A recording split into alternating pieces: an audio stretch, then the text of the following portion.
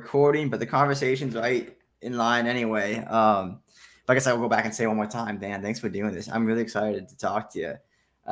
This is just so everyone knows, because we're not going to be on video here. We can see each other over the cast here, so we are talking each other's faces. You're just not going to see our faces. Josh is the host of the Pineal Podcast. How do you pronounce it?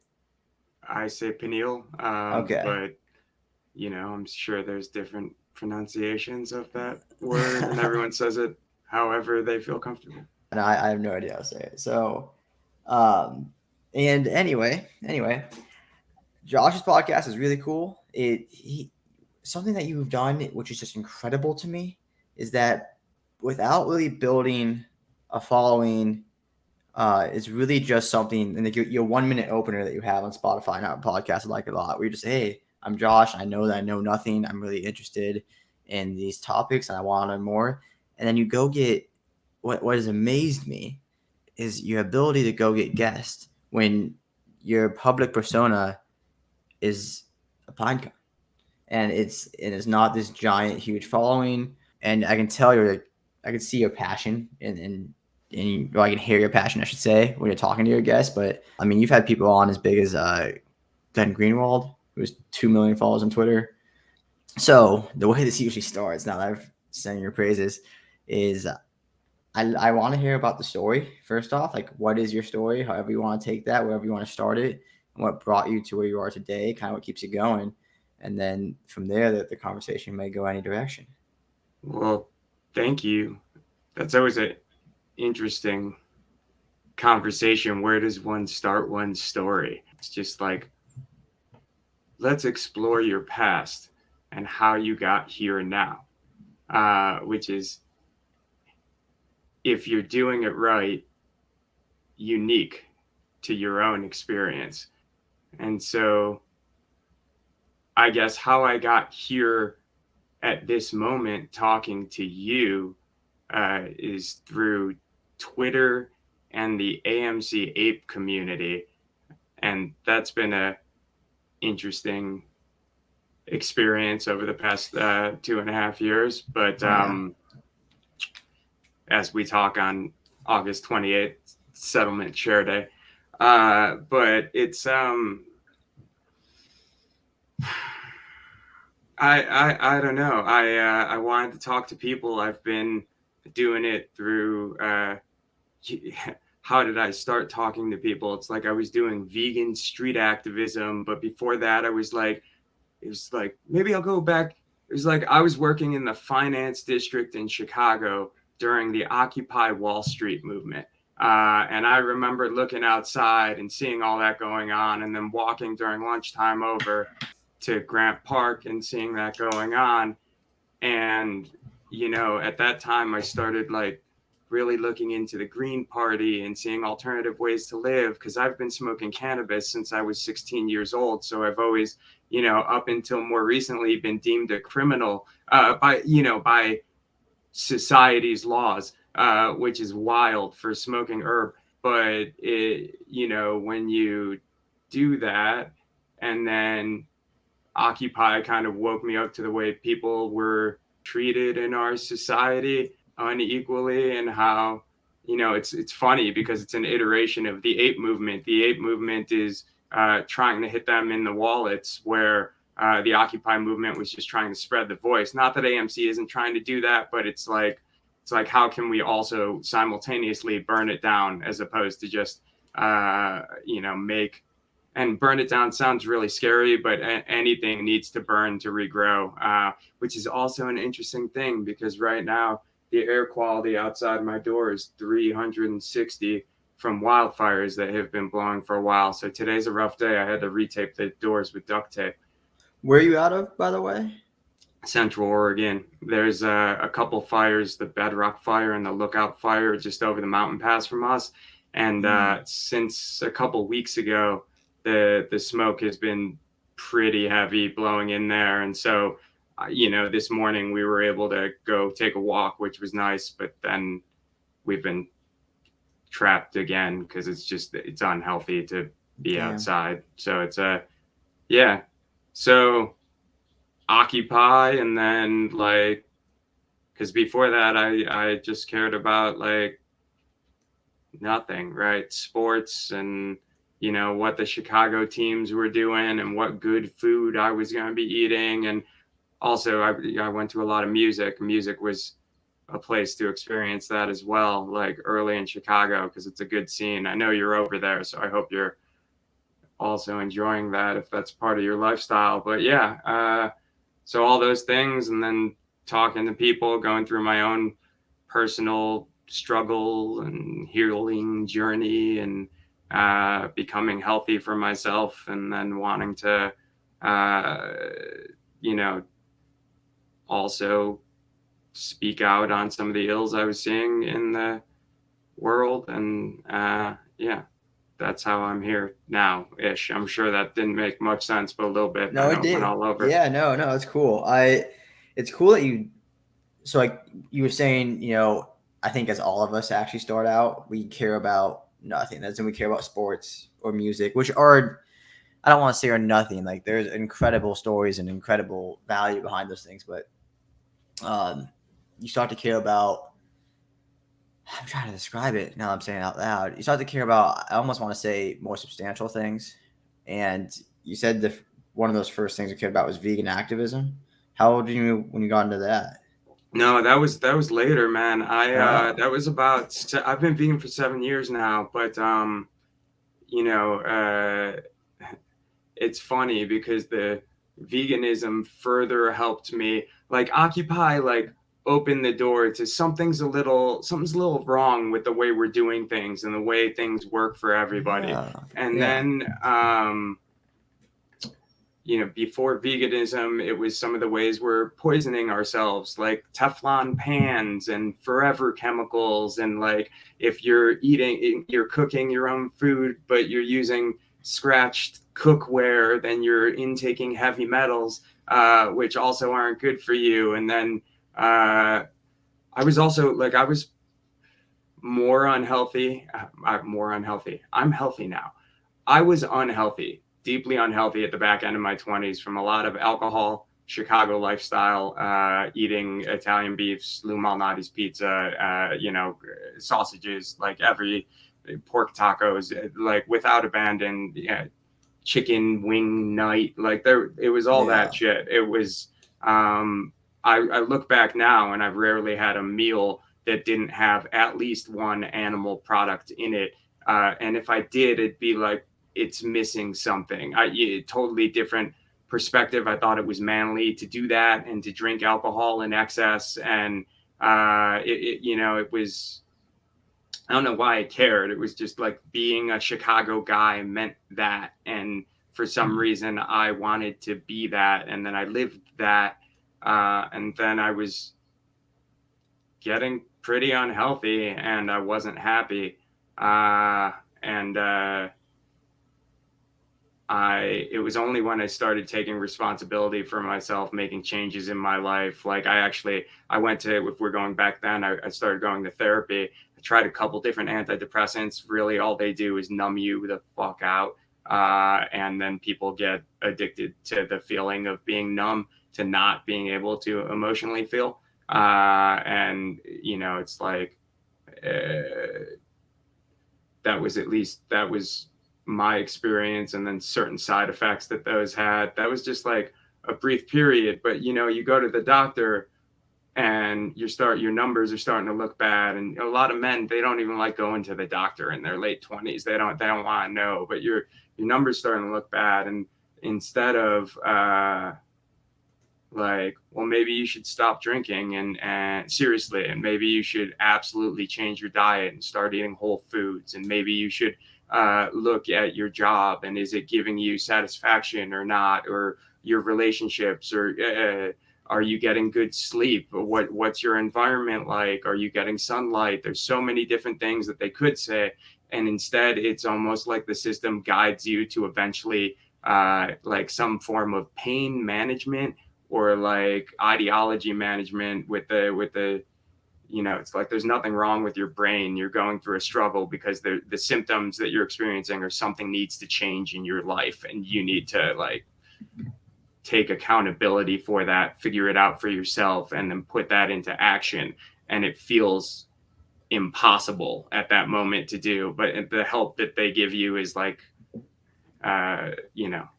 false. It's like it never treats the root cause of why you're feeling that way. It just covers it up, whether it's psychiatric or our pharmaceutical system, whatever you're taking. And so there's a lot of not treating root causes of struggles in society these days. I completely agree. Are you a Jordan Peterson guy at all? I've listened to some of his stuff. I understand that he's has a perspective. I appreciate some of it, and I disagree with some of it. Yeah, I like that answer a lot. I mean, yeah, I do as well. Funny enough, I actually hate his Twitter, and since I'm the Good of Twitter podcast, it's kind of funny. But I like there's a message there with him that when I think him, there were 2 interviews I saw. One was with Kathy Newman. I can't remember who the other lady was. But that's how I found him, and like his message, it correlated a lot with what you were saying there. Like we're not really treating root causes, and we're numbing people out with drugs instead of trying to find perspective and meaning and change in life. And the ability to change and take responsibility for yourself is one of that's, at least for me, like I'm sure he has a lot of opinions I disagree with as we start to go down the political realm of stuff. But for me, like when I think Jordan Peterson, that's what I think. And it sounds like you're a very similar mindset as far as that goes. And I love it. I think that's like the ability, whatever age it happened for you to realize the late 20s, right? Where you just realize like, hey, I need to make a change. And you made that change. Sounds like you got out of Chicago with intent to go somewhere that would be better for your lifestyle, I assume, in Oregon. I went to Colorado first. I went to Boulder, Colorado, for 8 years before we came out here. But yeah, the mountains were calling. The Chicago lifestyle, I was not. I was missing nature, like being immersed in it all the time. Right now, I back up to the Deschutes National Forest, so I literally live in a forest. And wow. I mean, it's, other than the massive amount of smoke that I see out the window right now, like last night I saw 7 baby deer. And it's just while I'm home, I see these giant squirrels and bunnies, and it's like there's lizards, and then there's all these different giant towering pines that, it's like when you're in Chicago, you don't have the night sky anymore. Mm-hmm. The night sky is completely gone because the light is so much, the light pollution. When you're flying into Chicago at nighttime, you see it starts taking over, like the color. But out here, I see massive amount of stars. But even when I don't, it's like when you're in a giant city, you forget you're on a planet, and you forget how small you are, and you think yourself bigger. New York, Chicago, it's a shrine to ego. It's a shrine to the self, and it's a party, man. It's a fucking carnival, and you can really enjoy it. But sometimes you also need to be humbled. And when you see a pine tree that's also right out my window, that's super tall, and it's been here for hundreds of years, and it's seen this before, and it's standing out there in the smoke, and it just, same thing with the stars. It makes you recognize like how small you really are, which is a good thing. We need to understand that this small self that we are, it's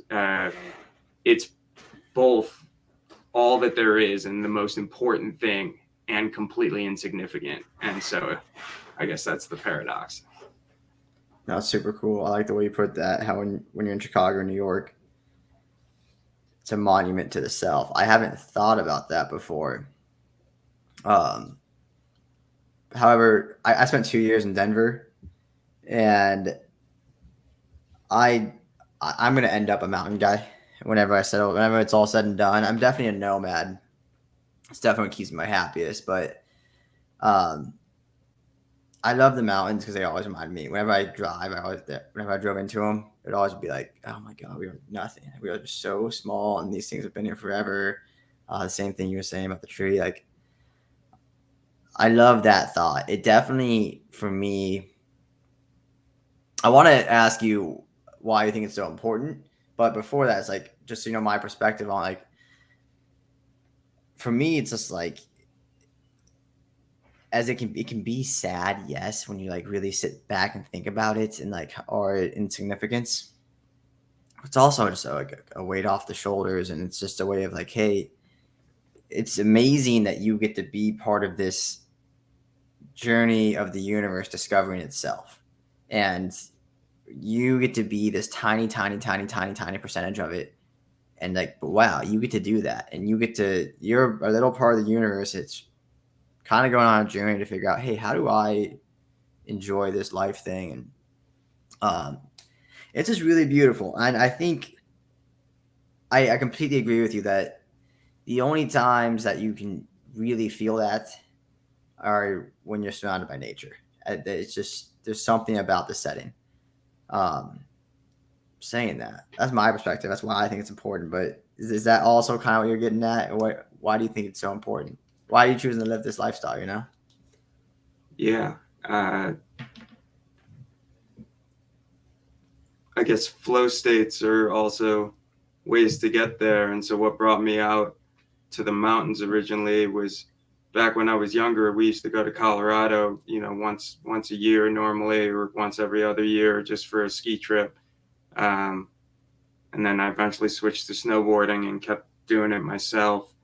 And when I was stressed in a corporate job that was working too much hours for not enough pay, and then not getting to, it's like those material, like going to a Bulls game or a steak restaurant, which is wild to say that now because I would say cow flesh, but it's like that was the reward. Like, here's this really nice scotch. Here's this, like, here, come enjoy these flights of fancy. And for a while, you convince yourself it's all worth it. Like, it doesn't matter if I'm working 60 to 80-hour weeks and I'm like burning it on both ends, and in order to have fun and then push it. And it's this like binge lifestyle almost, because there's not any time to replenish yourself. um how did I get started on this track? Why did I move out here? So then the trips to Colorado, when I was snowboarding, when I was flying down a mountain at high speeds in powder, looking at the expanse of mountains in the distance and trees and white snow, like that brought me into full presence. Um, that experience. I went down one time to the Amazon rainforest, and I felt it there as well. And I used to be afraid of bugs, insects, when I was growing up. And then like the guide that we had took us out in the middle of nighttime, and then he like left you alone for like 15 minutes. He said, turn off your light, and he said he'd come back. And so you just turn off your light and you're in the dark in the middle, and the entire rainforest is alive and moving and loud. And on the way, you've seen, like, even in the bed, there's absolutely giant tarantulas and like wild bugs that can kill you. And at one time we had to run from killer ants, but like you can also stand out in the middle of it and face it. And ever since then, like, I'm now in line with veganism, which is more in line with like a, yeah, non-violence to all living beings thing. Like, I save the spider and every bug now, and I like appreciate them, and I have no fear. So it's but like those experiences, and then like being at music can bring you into presence as well. Being on the use of psychedelics or cannabis, people with yoga, people with near-death experiences, like there's so many ways to access these things, but like nature is also a direct route to like, because it's in solitude, it's in quiet, like silence is the language, and so you need to be in a place of silence, and nature is that place. Yeah, that's awesome. That's a beautiful answer, and that's super cool that you went to the Amazon and had that experience. That is crazy. That's a crazy experience. It's traveling and experiencing different things is really good to push you beyond, what you think your limits are, and allow you to realize that you can grow into more. Absolutely. Do you have a favorite trip you've done? A certain place? I don't like a physical journey. I mean, I don't look at them as you know, they're all important. Everything that's happening to you, everything that like does happen to you has brought you here and now, which is all that exists. Like you and I are here and now, and the entire universe on some level intended for this conversation to happen. It manifested it. Whether that's you or I or the collective, we are now here having this conversation. And without every single thing that happened to you along the way, you wouldn't be here to have it. Like any single change, any different. And so like, but like then the whole, which is your favorite, it's a ranking, it's a comparison, and that like, it's as if to say some is more important than the other, as opposed to it all just like is. I feel that. I don't think I'd say um, any moment was more important, because like I like how you put it when you say like the universe manifested this moment, whether it was you or me or the collective. Like so many of trillions of things, more than that, infinite amount of things had to happen for us to come here right now. And I love that perspective. I mean, it's just it's the truth. It's not even a perspective, really. It's just the truth. But I wouldn't say, while I wouldn't say one is more important because of that, because it all has to happen. I don't think it's necessarily a bad thing to choose your favorite moments of what has happened. I mean, it's not a bad thing not to either by any means. But I've definitely like had some of my most enjoyable moments, or maybe even formative moments. So that trip to the Amazon sounds like a formative moment for you. And I don't know if it's a good or bad thing, or if it's just a thing that like my mind does go to like formative moments, or formative trips. Like when I asked you that, I did a backpacking trip in Portugal and Spain, and there was something about Lisbon that I just loved all of it. Every single part of that place I loved, and it's just one of those moments where, like, when I think about my travels, my brain will go back to that a lot. It goes to Colorado a lot too, actually, but I don't know.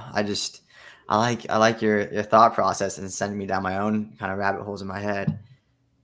But well, hopefully whoever listens to this goes down their own thought processes in their head, because ultimately that's all that I seek to do through these conversations, is just to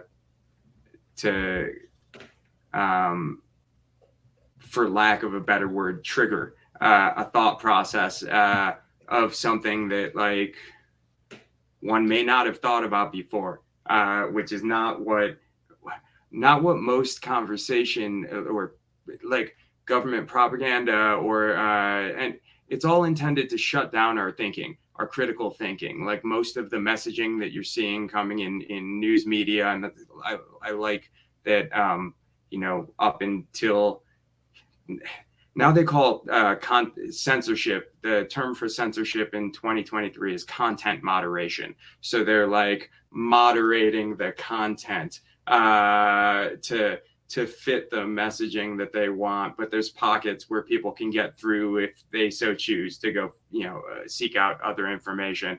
But like for the internet presents that opportunity to circumvent centralized messaging that would prefer that we don't think too deeply about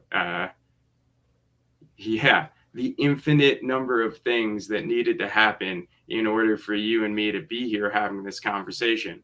And instead, we just watched the sports and drank the alcohol and took the pills and bought the things and continue getting squeezed by the ruling class. Yeah, I 100% agree, because right now in this moment in time, August 28th, 2023, America, and I'd say the world, are definitely experiencing a populist movement. I'd say we have been for a while now. These things just happen very slowly. I mean, in the terms of the universe, happens in a blink of an eye, but in terms of our lives, human lifetime, it just happens slowly. And the AMC play, even movement, the Apes, like that came from this type of moment we are having as humanity. And what I think it comes from is, do you know George Carlin? Yeah. Yeah. Okay. Cool.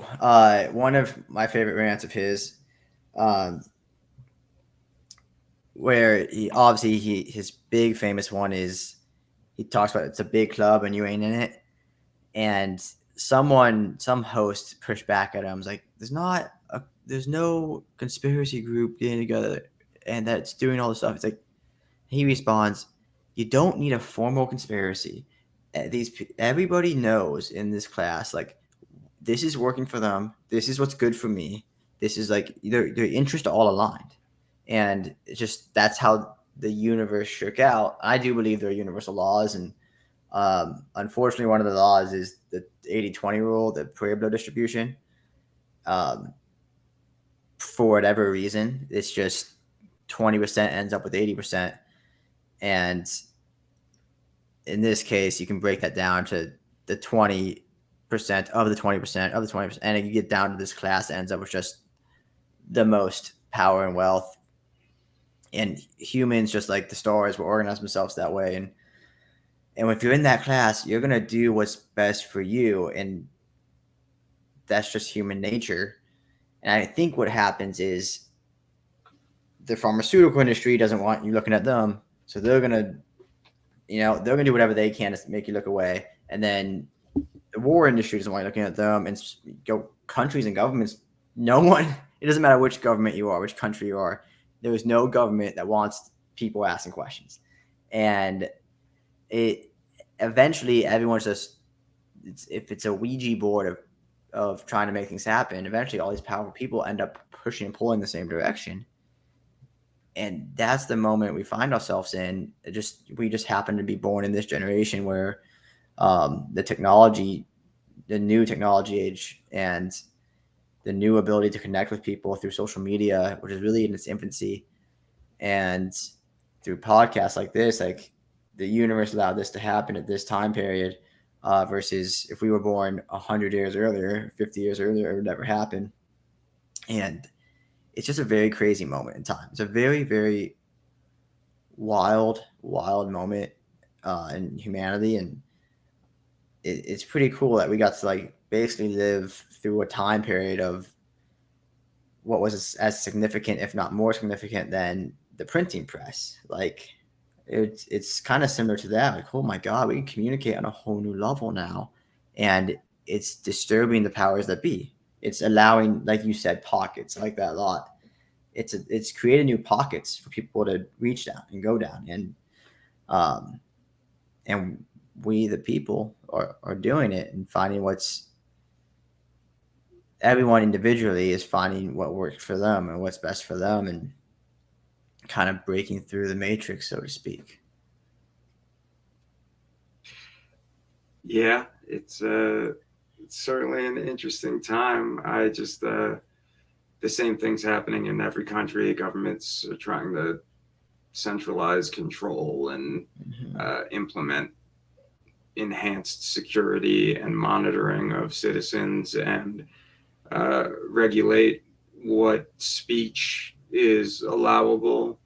And then, I mean, I'm sure you're aware of the concern with CBDCs and getting rid of a cash society, and how in the Canadian trucker protests against the vaccine mandates, they already shut down access to their bank accounts for engaging in peaceful protests, and access to their crypto that was on exchanges. So, um, it's like, it is amazing and important that each of us exercise our authority and speak out on things that are necessary, and take responsibility in our own lives and in our day-to-day life to be, you know, be doing the best that we can be. Because like you sharing your voice now and me sharing my voice and everyone that raises it, like, creates this chorus, creates a harmony of voices. Your populist movement is just like, yeah, I'm a global citizen and I'm watching the, it's like, sure, I'm a US citizen, but I don't, my affiliation is not to the United States of America government because I happen to be born here. My affiliation is to the planet, the people, and the animals on the world. And I find a lot more commonality with working class people around the world going through the same struggles against power and greed and resource extraction and human and animal exploitation around the world than I do with the messaging that, yeah, comes out. It's like sports, or it's ancient Rome. You give the people bread and circuses and they'll never revolt. It's like, well, and then the bread and roses movement, we need bread, but we need also roses. We need to enjoy community. We need to go to music. We need to have that. And those things, the arts, are being taken away. And it's more than that, because we need to be the hero of our own journey, whatever that means. We need to step up in our own power and cause this change that we're hoping to happen. And that's what you and I are trying to do, as far as I can tell. But my doing of it also only works if I'm taking responsibility in my own life, and then also recognizing that everybody in their life is doing the best they can from their level of consciousness. And so that's why when I'm trying to like trigger thoughts or thinking, it's like it's harmonize that understanding, if that makes any sense. Yeah, that's one of my favorite lines I've heard in a while, actually. Everyone's doing the best they can from their level of consciousness. That makes a ton of sense. I'm kind of just like marinating on that actually for a second. That makes a lot of sense. It's very true. We're all just doing our best. And I appreciate you saying that, from what you can tell, that I am trying to at least do some good in the world. Because I am. And like that is definitely one of the points of this podcast, is just release some good into the world. But I'm also very much, just so you know, like my goal really is just to be able to talk to as many cool and interesting people that I can, and just learn as much as I can and share I'm a very opinionated guy, definitely a little self-righteous, but I think a lot, and I challenge my own assumptions and moral beliefs, and I think a lot about morality and what's right and wrong and trying to be good and all those things. So I appreciate that. I appreciate that a lot. And I can tell from listening to any of your podcasts, and even just 30 minutes here with you at the moment, like you are very, very much someone that wants to do good and wants to connect with people, and not just people, the planet, and that's an even further level of consciousness, I suppose. Because I'm someone that tends to think about humanity. I've definitely taken psychedelics where when I have, all of a sudden I really do connect with nature and even the bugs. Like I don't want the bugs to die, and I'll go out of my way to save the spider or the bee or whatever it is. Um, but in my day-to-day life, I'm definitely someone that's more so less just like humanity and my tribes, whether that be, um, I guess, America or the AMC Apes or my hometown or my family or my friends, or for me, Israel, or I definitely, and something, and or the working class people around the globe. That's something that I do. I, just having this conversation now, I'm realizing like that's where my energy goes. Um, it's really cool to be able to talk to you because I can tell your energy goes again to even further level of consciousness. It reaches out even more into the universe than that, which is just like super cool. Very, very cool. I don't know what to say about that. That's okay. I didn't expect to get 30 minutes in and not even bring up your podcast yet. I was just very interested in you. So we can move towards the podcast. When you decided to start this thing in 2020, um, you very quickly, in like a very short amount of episodes, you've got some really big names. And I'm blown away as a podcaster. Like I'm blown away by that. What was your journey like from episode 1 to getting someone like Glenn Greenwald, who's one of your recent guests? Yeah, I mean, my first episode was with my partner Melissa, and that was awkward, and she wanted to cut it early because it was just, yeah, it was like my thing, and we were just experimenting. And then I started with some friends, but having like real conversations. Like I had one of my good friends who's actually coming out this weekend from Asheville, North Carolina. And our camping trip, it seems like, is going to be thrown off course because of a new fire just outside of Portland that's causing air quality to go bad at the campsite.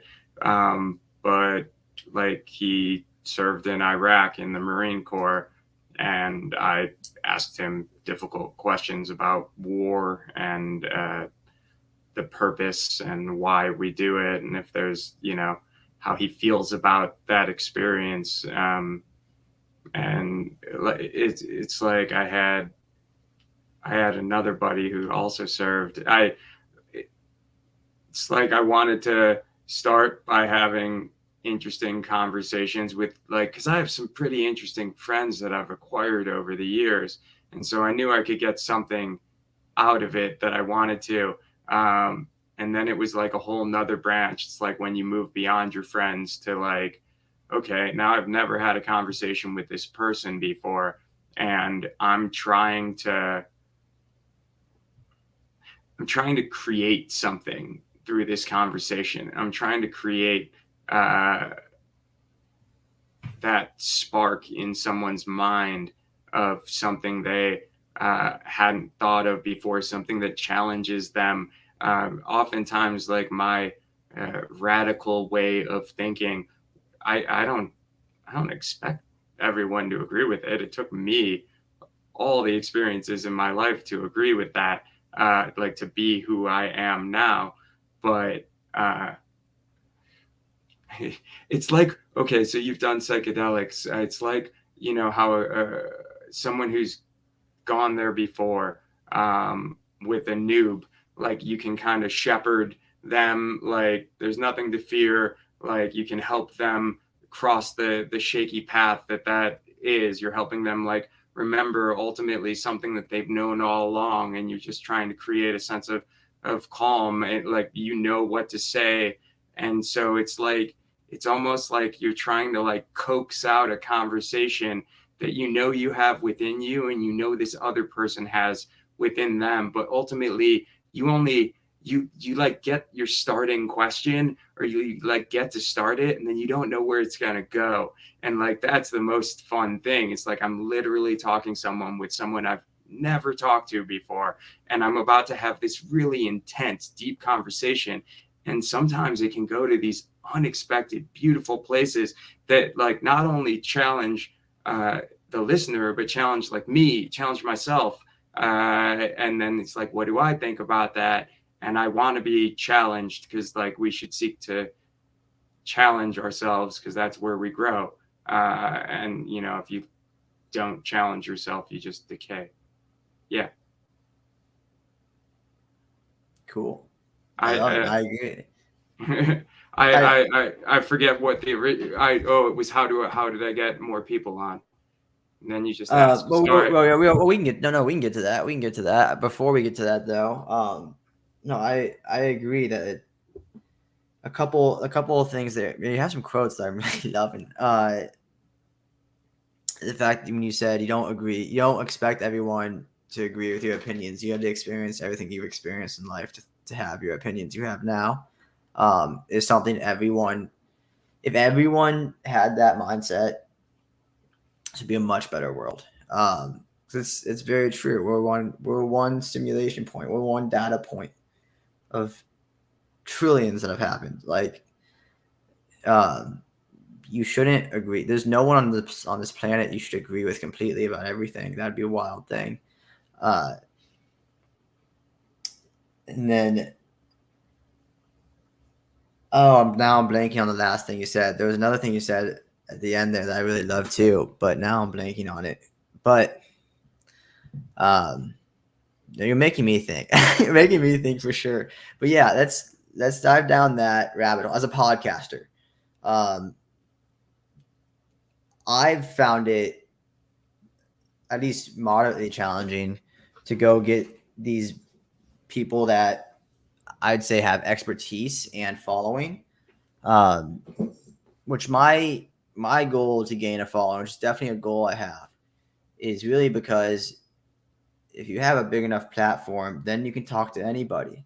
It's your choice who you get to talk to, and that's really cool. I really want to be able to talk to everybody. That's kind of my goal. I guess like if I had a mission statement for the podcast, it wouldn't really be money driven. It wouldn't be money driven at all, but it really be I can talk to anyone I find interesting, and it looks like you are accomplishing that. Again, with a very small amount of episodes, you've been able to accomplish talking to some like very well respected and big followings, and it's very, very impressive and super cool. So yeah, how did you go about figuring out that part of the process? And I assume it's something you're still figuring out, but what was that like? What has that been like for you? It's funny because when you say that, it's like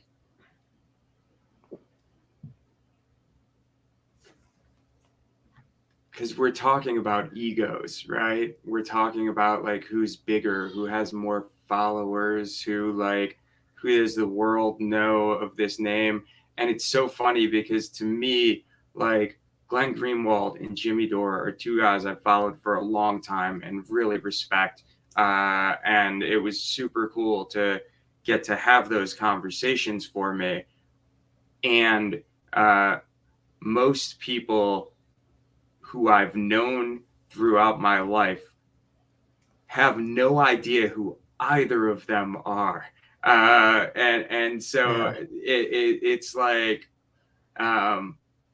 it was really special to me. And this universe is so fun, right? Like I got to have those conversations, and I really enjoyed them, right? And so I get this, I'm sure you get this high after a good conversation. Yeah.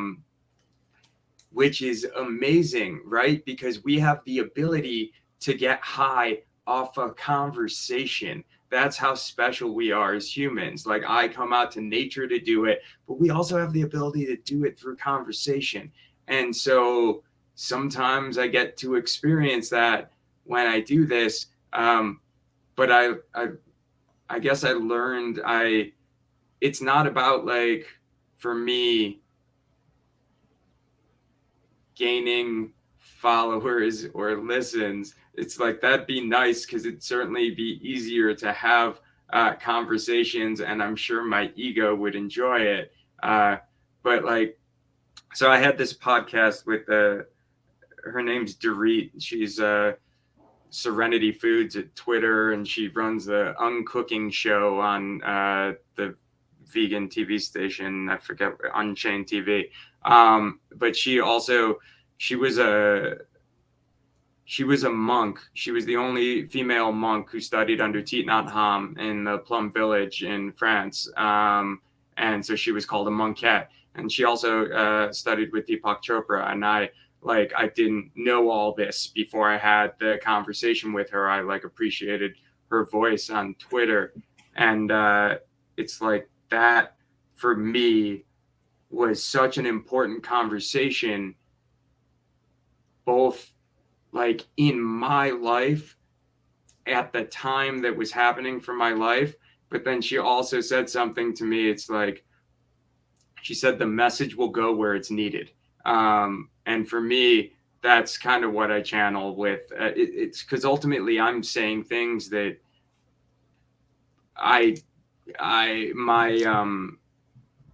my voice is against the center, and therefore my reach is limited because my speech is deemed lawful but awful by the controlling sources. So it's like the algorithm doesn't favor me. It's like I could beat my head over a wall trying to do that. I could advertise, I could do all these things, or I can just trust the process, which as an ape, that's quite a thing. But it's like, in trusting the process, because there's been times where I've wanted the podcast a lot, and then times where I haven't. There's times where I'm motivated, and I'm really learning that's just the creative process. And so for me, podcasting allows me to engage in the creative process, which I was less doing before I started podcasting. Yeah, it makes a lot of sense. I actually see this as my creative endeavor as well. I just watched a Dave Chappelle, well, not a stand-up. It was actually his acceptance speech for his high school naming a building after him, and it's incredible. I highly, highly recommend it. It's on Netflix. And he talks about art a lot in it. Obviously, it was an art high school, and the ability of it to connect people, to create an audience and a crowd, because you all get lost in the experience. It's just a very special thing to be able to do. And I think everyone should have some sort of creative outlet, and let the message go where it is needed. I really like that quote. The message will go where it is needed.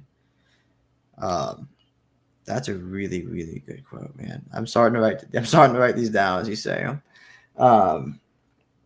That's super cool. I love what you're saying. I really do. It's really making me think a lot. But I will ask one more time. Let's go with Jimmy Dore, for example. Like, this guy is someone you've looked up to for a long time.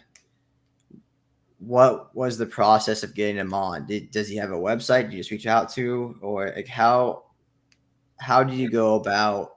I just DM'd him on Twitter and asked, man. Sick. He followed me after a tweet about Nina Turner, and she just like kind of had gone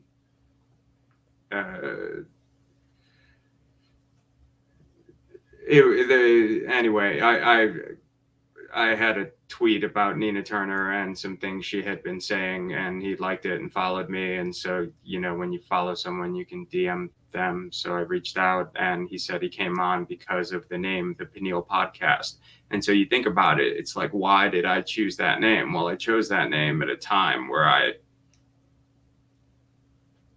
deeply experienced life. And that name, it's the pineal gland, it's like where it all emanates from, where you have your deep connection within yourself that some people can access through these experiences, that you gain access to along the way, along your journey. You scrape away and you clear it out until it's just cleared light. And he knew that, because that word, it's a beacon to anyone who knows it, anyone who's like gone down, it's like you can go down rabbit holes, but like certainly your psychedelic use can help you understand what I'm trying to talk about, it, because it frees us from the ego consciousness, or it can allow us freedom from it. And then like if you get in tune, that's where it tunes. And so it's like he knew that, and so that's why he came on. And so some people know that, and some people, even if they don't, like, they still know it, like somewhere within you, know it.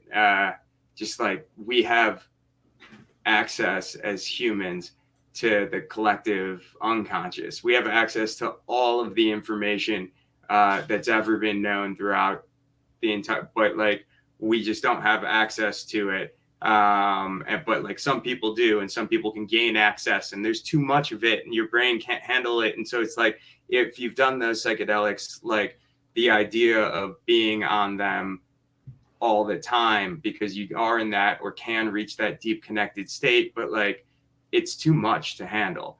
You can't live there, or you can, but then you start losing here.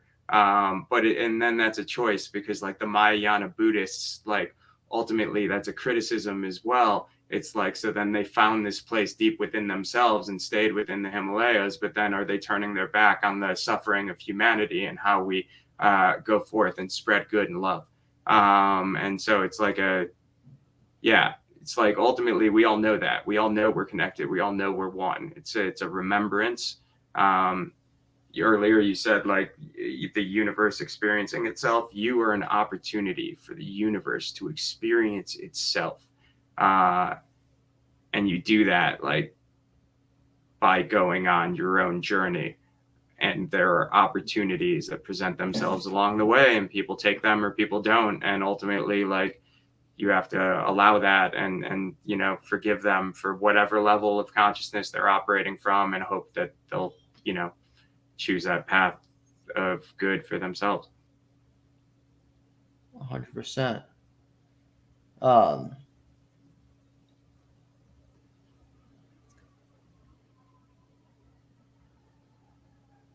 Wow, there's so much there that I could go down, to be honest. You are incredible at making people think. I agree with everything you just said. But it's so well and beautifully put, man. Every time you start talking, I was like, wow, 100%, preach. Because I'm somebody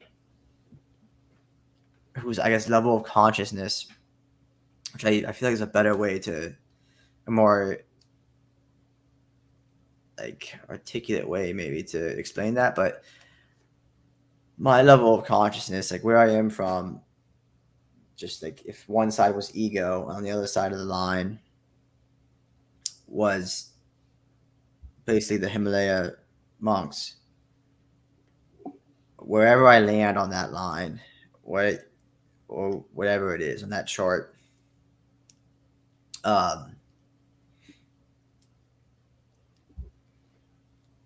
it's interesting. It's interesting to reflect on where you land. Basically, that's what you have me doing. I'm reflecting on where I land, and it's just interesting to think about. It's something I've never really thought about, and because I am somebody who I'm now about to go down a rabbit hole of the pineal gland, because I had never heard of this, and now I'm like, oh my god, now I gotta go look at this. And But I am definitely someone who understands like we are one. They're connected. I have experienced that brief moments in time. Well, I have experienced that, and truly like, oh my god, no, you feel it like that network. You the network you mentioned. If you've never taken the experience, I guess the opportunity to experience something like that, you're probably thinking like Avatar. Like, oh, this, yeah, like that's kind of what pops in my head. Is like you can connect into the universe, and I agree. I feel like I have experienced that, and I feel like that is where Buddhism, from what I've read about it, and a few conversations I've had, but I don't think I've ever had one with on the podcast. That'd be a good person to get on. I'm not an expert, but um, that is where that brings you. I do believe that. I've just never sat here and reflected on my own kind of level of consciousness, and now I want to go down this pineal gland rabbit hole, and it's I'm very intrigued, very intrigued by it. Um, you're accomplishing your goal, man. Of you want to make people think. You're definitely making me think. Well, isn't that it? Is this really the first time you've ever heard of the pineal gland? I swear to God. And I feel like I'm somebody who like looks at this stuff. Like I've read Buddhist books, and like um I'm very interested in the world and like this type of thing. Especially when I was like I want to say like 17 to 22, I started getting like that's when I started doing reading on it and stuff, like watching a ton of YouTube. But yeah, no, to answer your question, I've never heard of this. The Psychedelic Experience is a book written by Timothy Leary, and actually Richard Alpert, which is Ram Dass, before he became Ram Dass. And it is a manual on the psychedelic experience to go to these places based on the Tibetan Book of the Dead. It's like a translation of the Tibetan Book of the Dead into what you can experience through psychedelics. And again, it's not for everyone, but it is for some people. And it's interesting being a cross between an advocate and also personal responsibility. But I'm an advocate for freedom. And so ultimately, if people want to decide, I encourage people to educate themselves on every experience before they go through it. And then ultimately that's, their own experience to have. But it's interesting because so I ultimately had like my own mystical experience. And then after I had that, I went to go, like, has anybody else had these experiences that I had? And I went to go and then ultimately like read and learn about all this stuff. And so I found like the book that book, along with the Tibetan Book of the Dead, all explain, what I was experiencing. All religions do. And Joseph Campbell calls it the monomyth. Like like ultimately we're here to experience ourselves. And like it's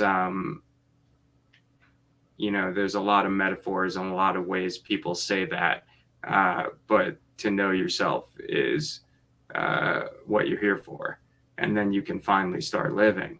But like there's so many traumas that cover up who we are, and so many masks that we wear in the world, and it takes vulnerability and accountability to go explore those things. And for me, psychedelics helped me explore that. It helped me penetrate like the deeper root issues that like I was covering up with the things in my life. And it's, again, that doesn't, ultimately it has to be your own path. And so psychedelics may help you there, but all your experiences are different. You are the collection of all your experiences. And then it would be like, I think it was Alan Watts who said, ultimately, you just want to have as many experiences here as possible so that you have the opportunity to know yourself. It helps to have as many different experiences as possible. And so people don't find these people don't go explore when they don't ever leave where they grew up, where they never traveled, be it physical or in their mind, where they ever went past what was expected of them, or divvied from the route. It's so then that brings me back to psychedelics, because I've heard it referred to like LSD. So it's like you have paths in your brain, and over the years you continue skiing down the same path, and you can call them your opinions, your judgments, your habits, whatever, and you keep skiing, and you eventually keep becoming, and that path keeps getting deeper and deeper. And then psychedelics are like a fresh snow for you to ski new paths. And so it's like whatever allows you to get out of, and it doesn't need to be psychedelics, but anything that allows you to get out of these habits that you've formed that are unhealthy for you. And if it's unhealthy for you, ultimately it's unhealthy for the whole. But a lot of times we bury that under behaviors that reward our pleasure centers, but aren't, it's worldly things. That makes a lot of sense. I've been learning a lot. I'm really enjoying this conversation. However, I am hogging the living room, and it's late here, unfortunately. So I'm gonna have to wrap it up. But I would love to keep talking to you. Before I do, I actually am genuinely curious. Do you have any like YouTube channels, any podcast? I got one of the book recommendations written down already.